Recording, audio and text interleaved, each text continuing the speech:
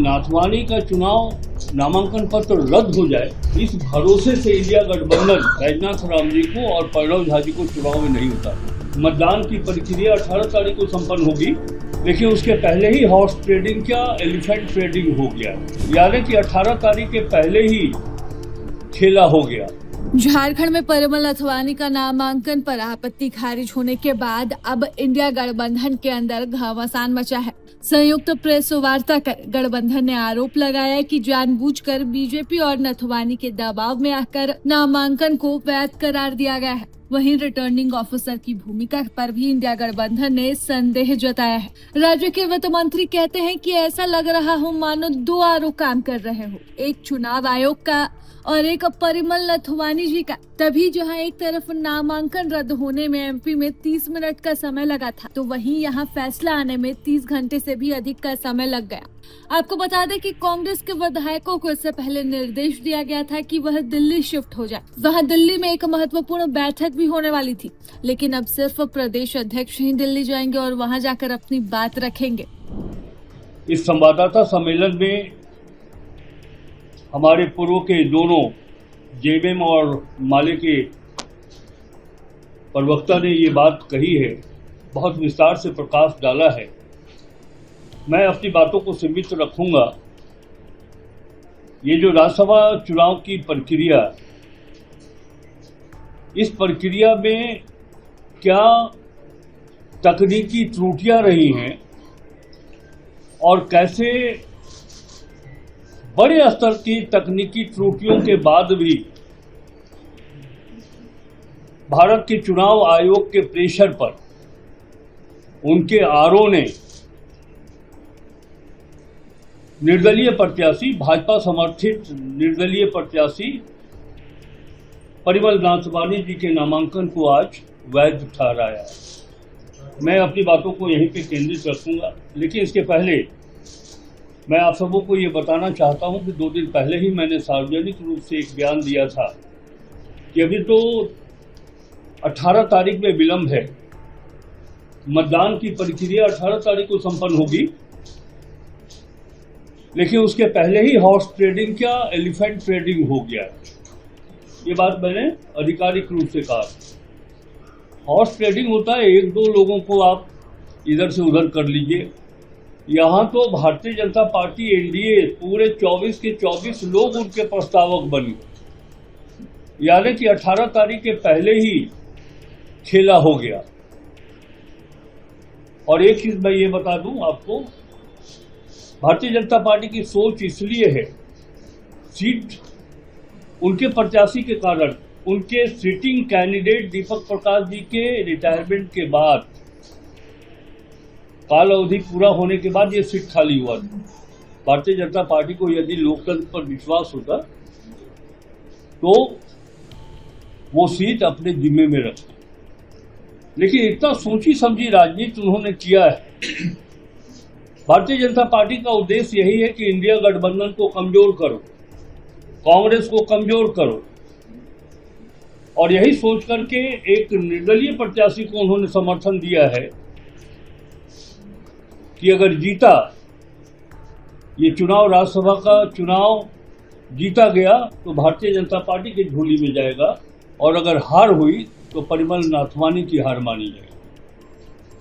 ये बड़ा इंटेलिजेंटली उन्होंने इस सोच को अंजाम दिया है। बहरहाल मैं आना चाहता हूं, मैं पूछना चाहता हूं आपके माध्यम से, मीडिया के माध्यम से, भारत के चुनाव आयोग और यहाँ के जो आरओ हैं, उनसे मैं ये जानना चाहता हूं कि जब नामांकन पत्र दाखिल होता है और उसके स्क्रूटनी का दिन जब आता है, हम लोग भी बहुत चुनाव लड़ चुके हैं, 13-14 चुनाव तो मैं अपने जीवन में लड़ चुका हूं। जब हम नामांकन देते हैं तो कौन सा पेपर हमने सबमिट किया है, इसका चेक स्लिप दिया जाता है। मैं चुनाव आयोग के रिटर्निंग ऑफिसर से जानना चाहता हूं, यह फॉर्म 26 परिमल नाथवानी जी का जो नॉमिनेशन फॉर्म है, यहाँ पे वो चेक स्लिप मेंशन करना था उनको कि कौन सा पत्र, कौन सा दस्तावेज इसमें कमी है कौन सा स्तंभ कॉलम छूटा हुआ है, ये चेक स्लिप उनको देना था। और जहां तक मेरी जानकारी है, नाथवानी जी के नामांकन पत्र में समीक्षा के क्रम में ये कॉलम आरओ ने खाली रखा, कोई चेक स्लिप उन्होंने इशू नहीं किया।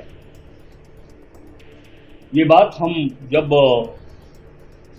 भारत के चुनाव आयोग से कांग्रेस पार्टी के लीडरान मिलेंगे तो ये प्रमुख बिंदु होगा कि वो आरओ से ये जाने, ये जांच करे कि ये फॉर्म 26 का ये कॉलम उन्होंने क्यों खाली रखा।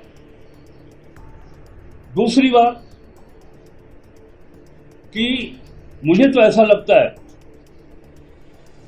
कि यहां पे दो निर्वाचन आयोग चल रहा है, एक भारत का निर्वाचन आयोग और दूसरा निर्दलीय प्रत्याशी जिसका समर्थन भारतीय जनता पार्टी के द्वारा दिया गया है, उनका निर्वाचन आयोग। वो बात मैं इसलिए कह रहा हूं, बहुत संजीदगी और गंभीरता से मैं ये बात कह रहा हूं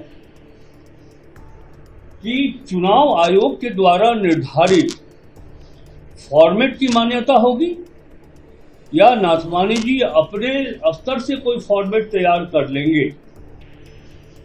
चुनाव आयोग का जो फॉर्मेट है वो बहुत ही क्लियर है। पति पत्नी, डिपेंडेंट 1, डिपेंडेंट 2, डिपेंडेंट 3, ये फॉर्मेट को हम ऐसा नहीं कर सकते कि 3 डिपेंडेंट का कॉलम हम हटा करके और मात्र 2 डिपेंडेंट का फॉर्मेट हम तैयार करके सबमिट कर दें। ये एक तरह से छुपाने वाली बात, मैं तो समझता हूं कि यह राजनीतिक अपराध, मैं इसको मानता हूं। ये नहीं हो सकता है। फॉर्मेट जो है उस फॉर्मेट में रहेगा, आपको फॉर्म फिलअप करना है। अगर डिपेंडेंट आपका कोई स्पाउस नहीं है, बेटा बेटी नहीं है, तो वहां आप नॉट एप्लीकेबल लिखिए। उनको आपको मेंशन करना है कि ये यहां पर एप्लीकेबल नहीं है, वो हमारे ऊपर डिपेंडेंट नहीं है, न कि आप पूरे फॉर्मेट से, ये भारत के निर्वाचन आयोग के द्वारा जो फॉर्मेट तैयार किया गया है उस फॉर्मेट को ही आप गायब कर दो। ये नहीं हो सकता, होना भी नहीं चाहिए। तभी मैंने कहा कि जब मैं कोई बात बोलता हूं तो बहुत ही संजीदगी और गंभीरता से बोलता हूं। और एक बात मैं यहां यह भी कहना चाहूंगा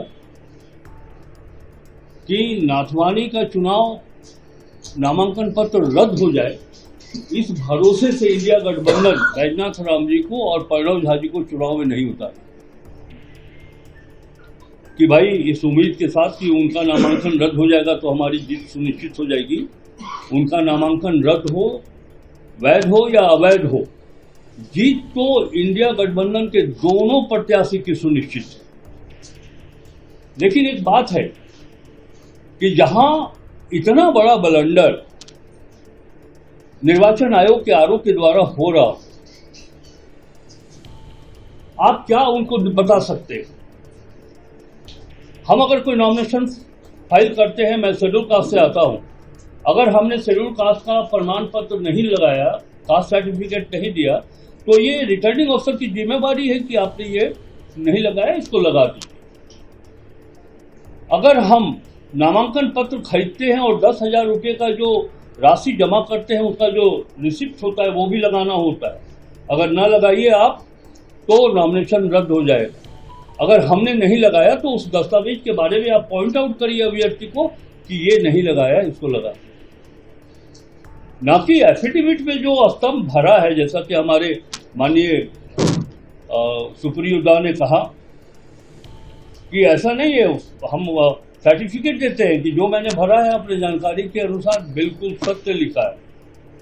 आप उस फॉर्मेट को बदल दे रहे हैं साहब। और सबसे बड़ी बात यह है कि यह भी एक जांच का विषय होगा जो हम लोग मुख्य चुनाव आयोग के सामने, भारत के निर्वाचन आयोग के सामने इस बात को रखेंगे। जैसा कि ये बात सामने आ रही है कि एक सप्लीमेंट्री नॉमिनेशन फॉर्म फिलअप किया गया। मुझको लगता है कि ऐसा तो नहीं हुआ होगा, हो भी सकता है, जांच का विषय है। लेकिन जो उसमें